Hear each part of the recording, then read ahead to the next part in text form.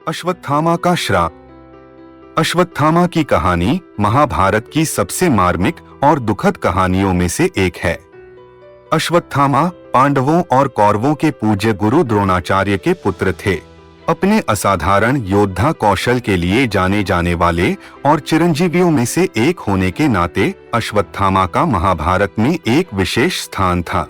हालांकि उनके पिता की मृत्यु के बाद उनके चरित्र में एक बुरा मोड़ आ गया।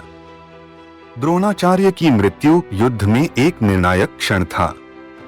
उन्हें यह विश्वास दिला दिया गया कि उनका पुत्र अश्वत्थामा मारा गया है, जिसके कारण उन्होंने दुख और निराशा में अपने हथियार डाल दिए। इस दौरान धृष्टद्युम्न ने द्रोणाचार्य का वध कर दिया। अश्वत्थामा ने अपने पिता की मृत्यु और पांडवों द्वारा धोखा दिए जाने से आहत होकर प्रतिशोध की शपथ ली। बदला लेने की तीव्र इच्छा से ग्रस्त अश्वत्थामा ने कौरव सेना के बचे हुए लोगों कृतवर्मा और कृपाचार्य के साथ साजिश रची। रात की आड़ में उन्होंने पांडव शिविर में घुसपैठ की। एक निर्दयी और अपमानजनक कार्य में अश्वत्थामा ने पांडवों के सोते हुए पुत्रों उपपांडव और द्रौपदी के भाइयों का वध कर दिया।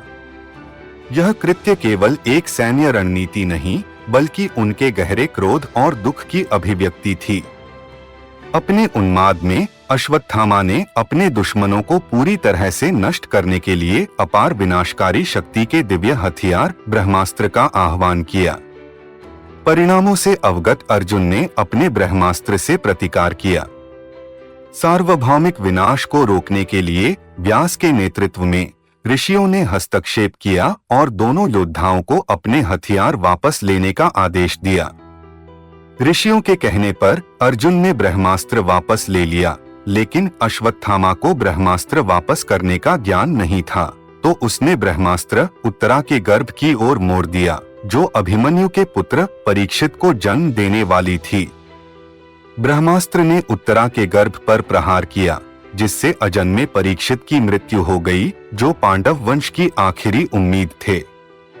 श्री कृष्ण धर्म की रक्षा के लिए दृढ़ संकल्पित थे और उत्तरा की दुर्दशा से बहुत प्रभावित हुए। उन्होंने भ्रूण को पुनर्जीवित करने के लिए अपनी दिव्य शक्तियों का उपयोग किया। इस प्रकार परीक्षित को पुनर्जीवित किया गया। अश्वत्थामा के क्रूर और कायरतापूर्ण कृत्य से क्रोधित होकर श्री कृष्ण ने उसे गंभीर श्राप दिया।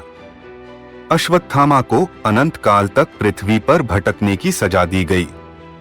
उसे अपने माथे पर खुले घावों से पीड़ित होना पड़ा, जो वहां लगे दिव्य रत्न मणि को हटाने के कारण हुआ था।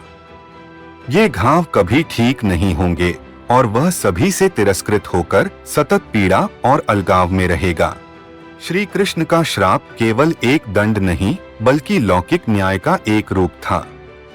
इसने उन लोगों के लिए प्रतिशोध की अनिवार्यता को रेखांकित किया, जो धर्म के सिद्धांतों का उल्लंघन करते हैं, खासकर संवेदनहीन हिंसा और क्रूरता के कृत्यों के माध्यम से।